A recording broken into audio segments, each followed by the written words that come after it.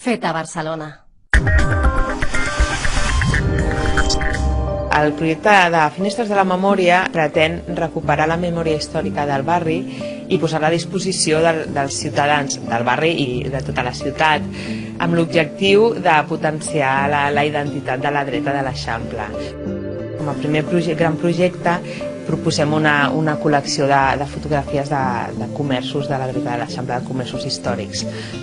N'hi ha comerços centenaris i tots són comerços amb una història molt particular i que venen a ser un exemple de la vida comercial de la dreta de l'Eixample.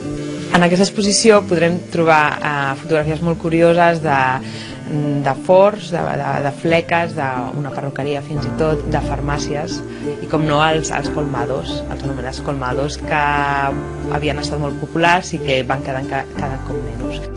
Nosaltres de bon començament ho hem rebut d'una manera entusiasta perquè fixa't que som de les botigues centenàries de l'Eixample.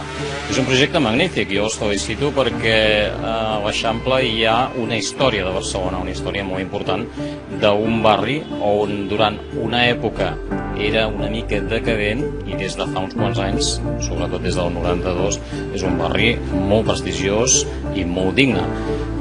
Nosaltres concretament tenim documentació antiga, tenim alguna fotografia molt antiga i els veïns de per aquí també, perquè la majoria, que eren clients i són clients nostres, guarden records de tota l'Eixample.